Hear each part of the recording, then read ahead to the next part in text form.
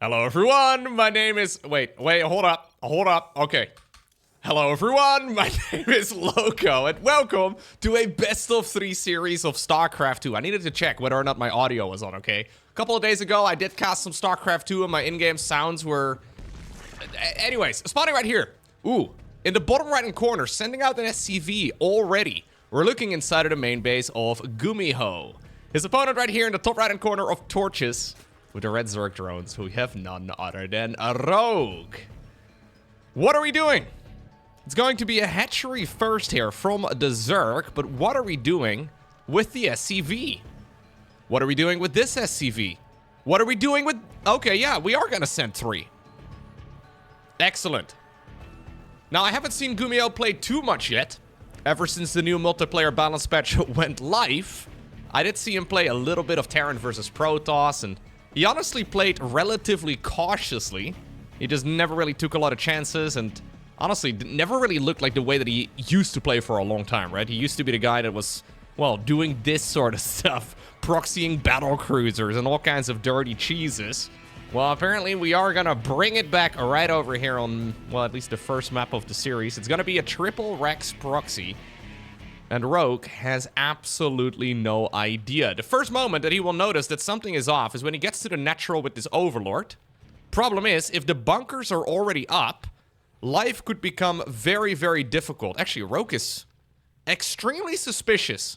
Either that, or he really wants to go for the third base over here, or maybe even the gold base, well, a little bit further south. But this is a man who's played against GuMiho a few times before. Yeah, I think now he realizes that something weird's going on. No Reaper has been spotted yet. It would be a little bit early for it, though.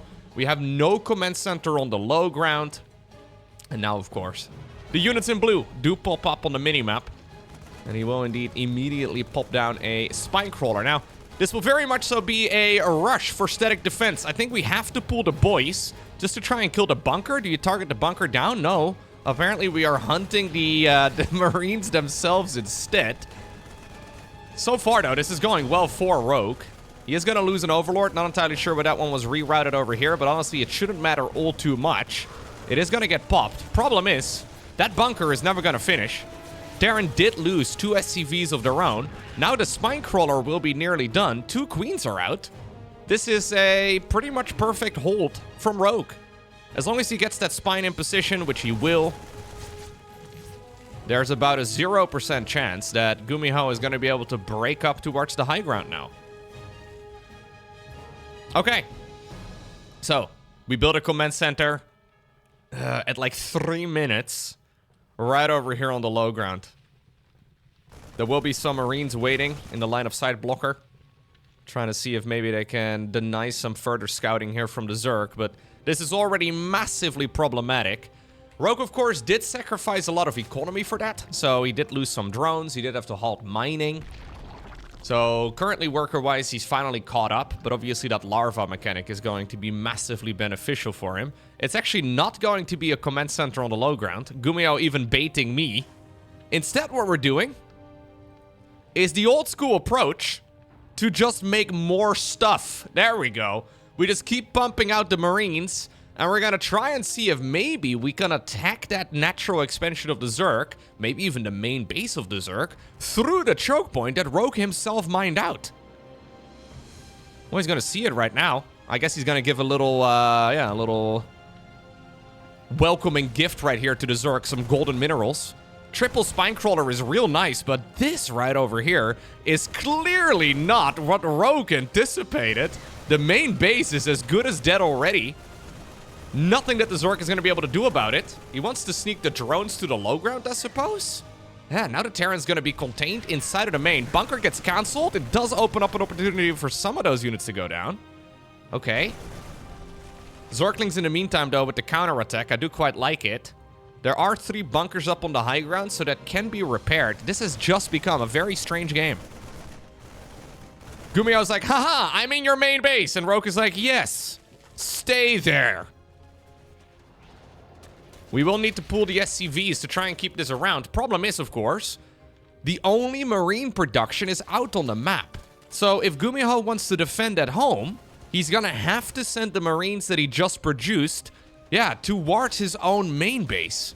Now the Zerglings are going to be stuck on the high ground, just like the Marines are stuck on the high ground. Can you hit the drones from here? I guess there's a little Overlord here providing high ground vision, so that's the idea here for Rogue. He's trying to see if we can at least keep his mineral line alive.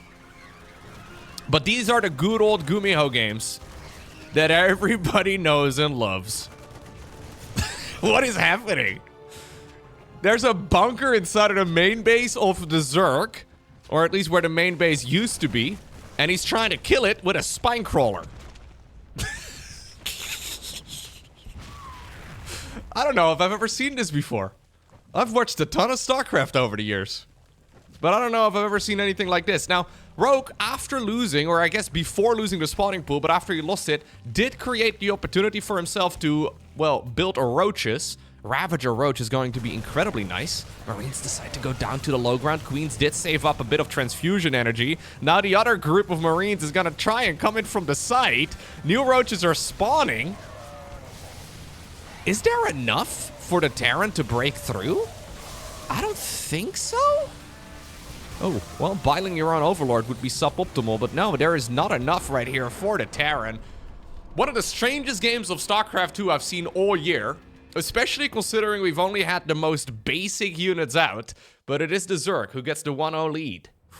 Did I just cast a viewer game, or was that a pro game? Because I've seen a lot of Gold League matches that look similar.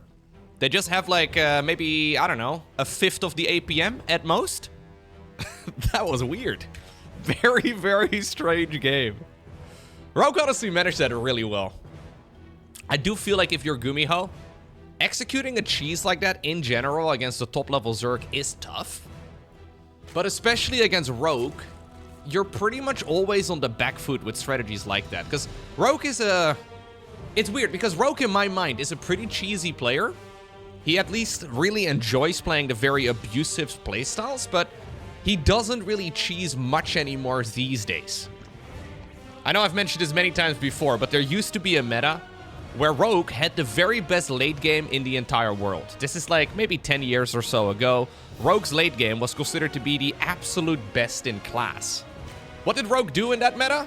He Nydus all-in'd every game because the Nydus worm was overpowered, and he figured out a strategy that was pretty broken. That's Rogue for you in a nutshell. He doesn't really care so much about putting on a show for the fans. At the very least, that's not his main objective. His main objective is winning, no matter what. And he's always very quick to, reconsider the path that he's on and coming up with a new win condition. I really like that he decided to go for the Roach Warren there on the low ground. That's a pretty dicey choice. I think most Zergs would have decided to go for, well, maybe another spawning pool. Right? Because the spawning pool enables not just Zergling production, but also the Queen, the Spine Crawler. We have, obviously, the opportunity to go for a lair. Can't do that without a spawning pool. You can't go for a Spore Crawler either. So, Rogue basically looked at his main base. He's like, okay, that main base is gone. Spawning pool is going to go down. I don't actually need a spawning pool, though. Instead, I'm going to go and just plant down a Roach Warren, because this game is going to be ending within the next minute or two, so I don't need anything from here. It's a dicey choice, but it worked out perfectly for him. So let's see. GuMiho has decided to go for a much more standard build this time around. It's a Reaper right now into a Marine. We have a factory, command center on the low ground. I'm expecting a second command center inside of the main in a moment, because this is a single gas opener for the Terran. So a triple command center 1-1-1. The absolute gold standard. There it is. We'll probably see a starport, probably a tech lab as well.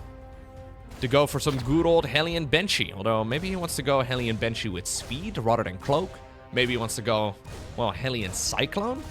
Or Hellion Cyclone, Hellion Liberator rather. I'd be very surprised if he goes Hellion Cyclone. But yeah, Hellion Liberator has gained a bit of popularity again. And I can imagine at least that is a GuMiho based strategy. It is something that he would not shy away from all too much. I'm not sure what Rogue's go-to is currently in this matchup, to be honest. I don't think he really has, like, a single build order that he really loves. If you compare it to, say, for example, Solar, right? Another Korean Zerg. Solar really loves playing that Nydus well, that Nydus Nydus Lurker base style. I've casted a few games of StarCraft before, okay? I know the Zerg unit names. Nydus Swarmhost against Terran would be crazy. No, Nydus Lurker is something that Solar is very heavily using at the moment. I'm not sure if Rogue wants to go for something along those lines as well. He certainly has in the past.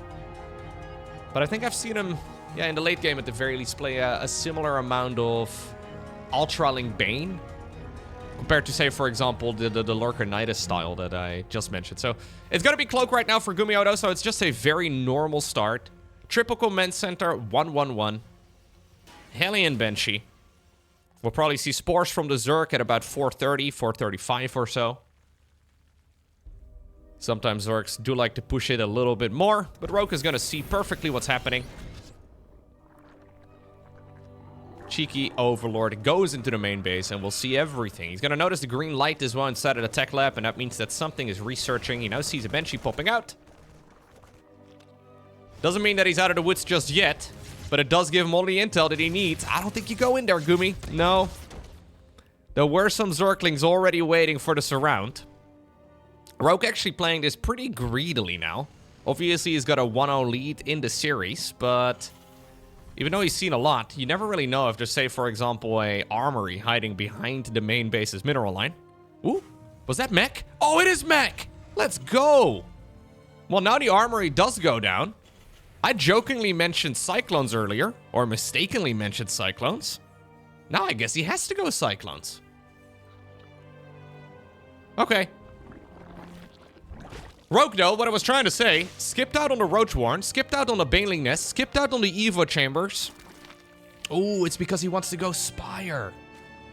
Fair enough. Hyperflight Rotors coming up as well here for Gumi. So we have Mutalisk Bane from the Zerg going up against what will probably be Hellion Cyclone Banshee. So Mutalisk Bane against Battle Mech. Both of the styles have been buffed a little bit. Although I would say that the bug fix to the Cyclone probably does make it an overall nerf to the Terran. But this upgrade over here is a little bit easier to gain now. Hellions try to go into the base.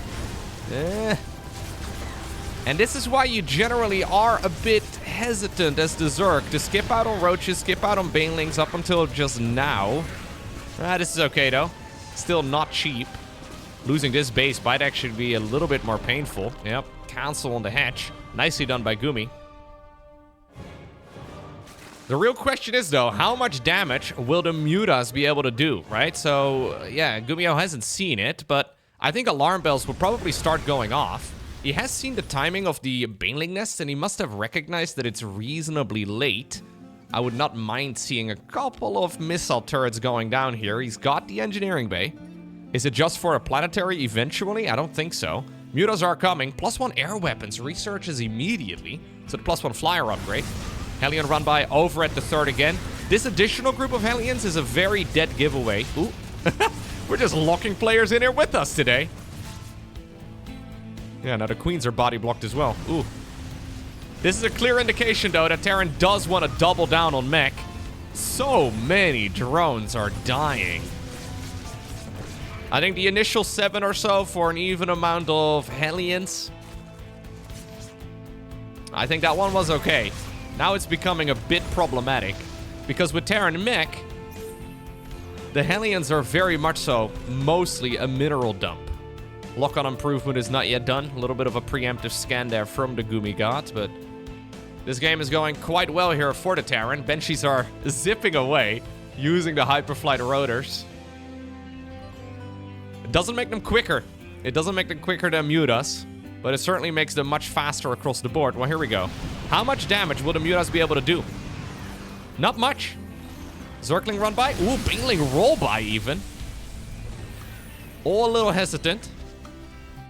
6 SCVs in total, but that was for probably a group of about 4 or 5 Banes. So I don't think this is really anything you can write home about. So the question is, against the bug-fixed Cyclone, how good are Mutalisks? Well, apparently, according to Rogue, really good. It's a bit strange. It's an interaction we would never have seen on the previous patch. So in case you're wondering, the lock-on ability, it was bugged. It basically had a cooldown that was significantly lower than it was supposed to be. So if you read the tooltip, you would imagine that the tooltip, well, that the cooldown was significantly longer than it actually was. And since the majority of the Cyclone damage comes from the lock-on ability, getting that bug fixed, it's really just a single value adjustment, as I understand it. It really drastically reduces the damage output of the Cyclone, so it's a curious setup for the time being. And apparently, at the very least, Mutas are not a terrible choice. Although, again, they're usually not really used for straight-up fighting, but mostly for harassment. +2 flyers already begins. Infestation Pit on the back of this. Rogue has been making a lot of drones. So, after losing the base at the 6 o'clock position, he decided to remake it right over here on the left side of the map. And this is now becoming a very interesting game, and one that I have not yet seen before. These unit compositions going up against each other, I have not seen it before yet. Ever since the new patch went live. Well, maybe like 2 months ago or so at this point. Can I still call it the new patch? In my mind, it's still new, okay? In StarCraft terms, I'm sure entire esports have come and gone in those 2 months period. But for StarCraft, anything under like a half year is basically fresh. Scary attack here from GuMiho, though. Blue Flame is a little late. He's been prioritizing his gas spending on Cyclones and on Banshees, but Blue Flame really is quite useful in this situation. Smart Servos coming up. That's the transformation ability. We also have the drilling claws for non-existent Widow Mines. I like the hit squad of Banshees a lot, though. So even though technically Mutas are really fast, and they can outrun the Banshees can just dart in and out. As long as the Mutas are at least spotted somewhere else.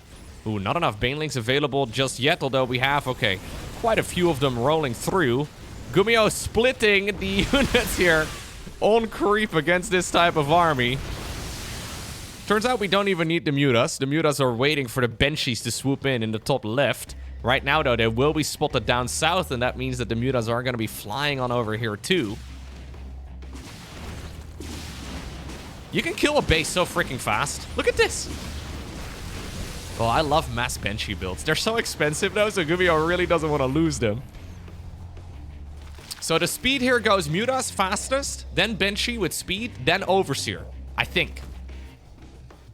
I would have to check the exact movement speed numbers, but that's roughly how it goes. So even when the Mutas first arrive, if they come from a long enough distance, or far away enough distance, and the cloaking is active, I don't know if if the Banshees immediately need to run. Scan over there to continue the lock-on on the Cyclones. Man, the Cyclone numbers are nuts. 25 of those bad boys already. Adrenal Gland's coming. +2/+2 here as well for Rogue. Hatchery in the top left is certainly going to die yet again. Not? Oh, okay, it does die. Can we take these fights off creep, Gumi? Because it makes it so much better. Nah, it doesn't matter. Whatever's more entertaining, I'm sure.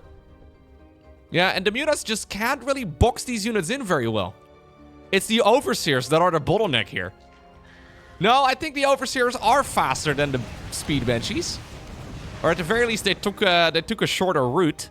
They obviously get to cut the corner here. No time penalties for Formula Zerg. Ultra Cavern. Okay. +3 flyer. Triple command center on the production tab in the meantime, though. GuMiho really building up his eco. So, Rogue wants to go into Ultras here. Is that going to force GuMiho to go into, like, Thor Siege Tank at some point? So far, he has not built any Thors. I don't think they're a terrible unit composition here, or a terrible unit to add to this composition.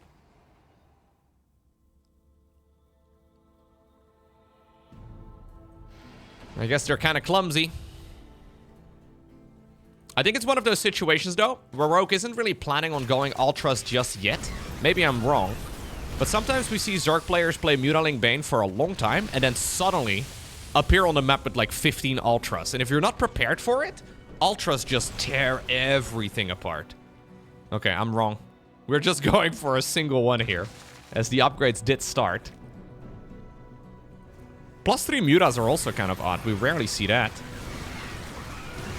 Ooh, nice Widow Mine. The Banelings are rolling through. Rogue is pretending like he's never gonna run out of cash.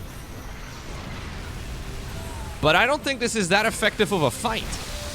Banelings are... Yeah, he's opening up supply, I suppose, for more Ultras. That's the idea, but...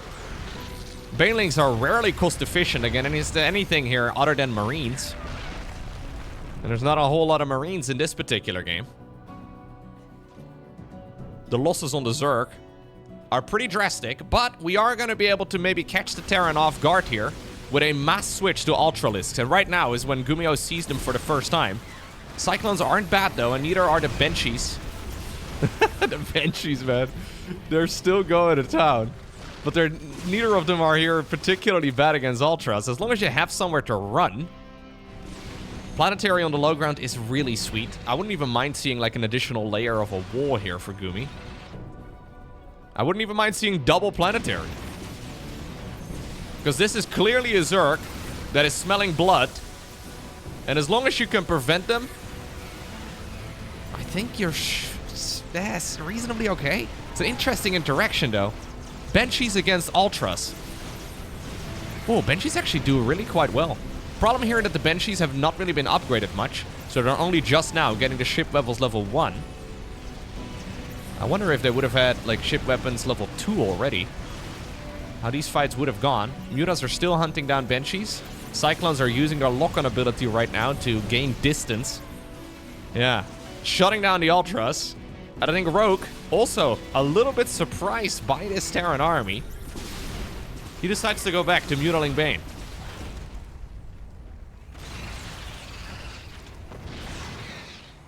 What's throwing me off a little bit here is that Rogue is playing this off of a relatively small bank. Right? Like, we see Zergs rolling in Banelings and throwing away Zerglings all the time. But usually they have so much money that they can instantly rebuild. But that's not the case here for Rogue at all. Yeah, he's got 83 workers. Yeah, he's had an income advantage for some time.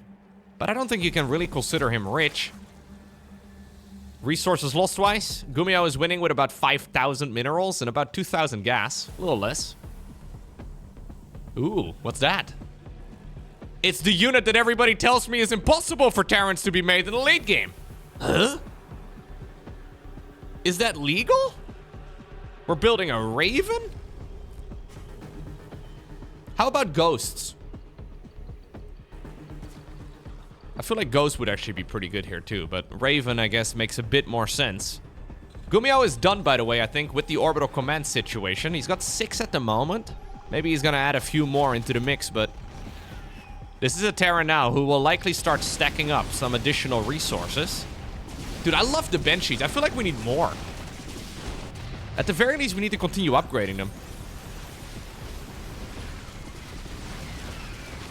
He's got the resources for it. Now suddenly, though, Zerg is appearing with little packs of Zerglings, Baneling rollbys, and then a bunch of mutas as well on the right side of the map. It is 13 SCVs down the drain, leaving GuMiho at just 69, which maybe some of you think is pretty nice, but I don't think it's optimal. Dude, there's plenty of Banshees here to just murder everything. He's hunting down the Queens. This is a very larva-heavy unit composition. So I guess it makes sense to try and shut them down. Look at this style here. Ooh. Smart servos kicking in there for those Hellbats. Those Hellions transformed in about 1/10 of a second, it felt like. Double Nydus worm, sure, why not? We're going to go up to 95 drones here, and Rogue is going back to mass muta. I'm assuming the Nydus worm is going to be planted over here in the back of the Terran's main. Still though, GuMiho is not slowing down whatsoever. Oh, here go the mutas. Is there enough for the Zerg to try and get the surround? GuMiho smells that something is off. He decides to run away. I love the one Thor over here. The Thor deals so much splash damage to those clumped up units.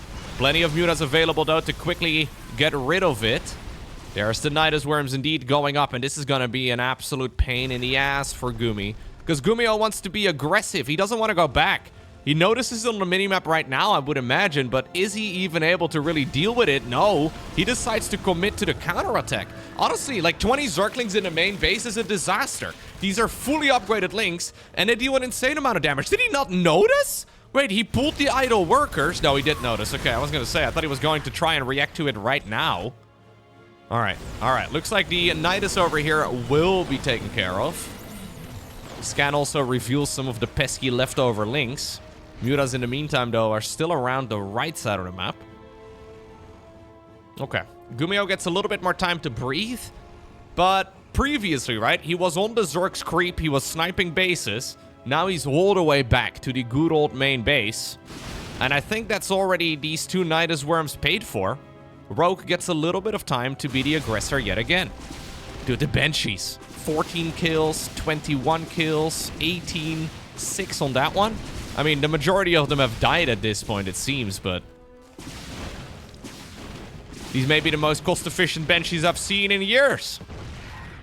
Well, they are going to go down now. They're going to hide in the top left-hand corner. Oh! And live! Well, at least 2 of them do. Ultras in the meantime, it looks like. I don't know what died here, but judging by the corpse, fair to say it's the Ultralisk. They did go down in the bottom right-hand corner. Muta's moving in the meantime, though, trying to get a lot of damage done as well. And that will be the end of this, well, Terran hit squad. In the meantime, there's a lot of damage being done here by the Terran, too. Although I think the Lings and the Banes will be enough. Still an expensive set of losses for Rogue, who loses 17 drones. And while he does shut down this army... I don't think he can be too happy with this whole situation.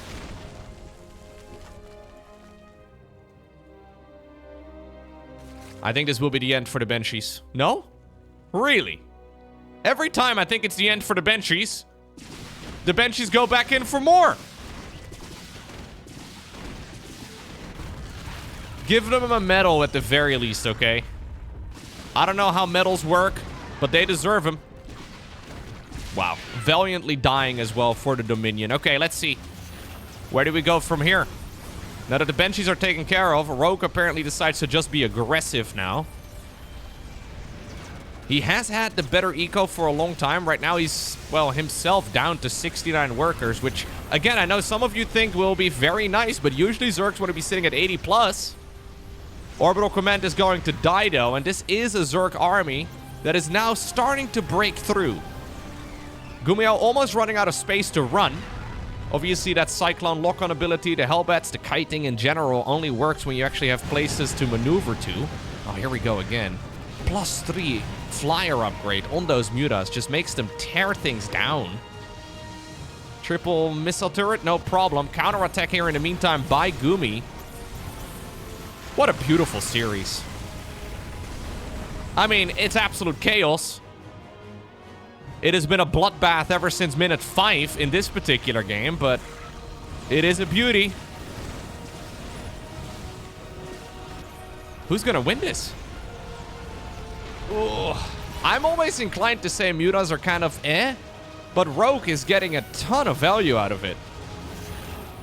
I guess it's quite normal for us to...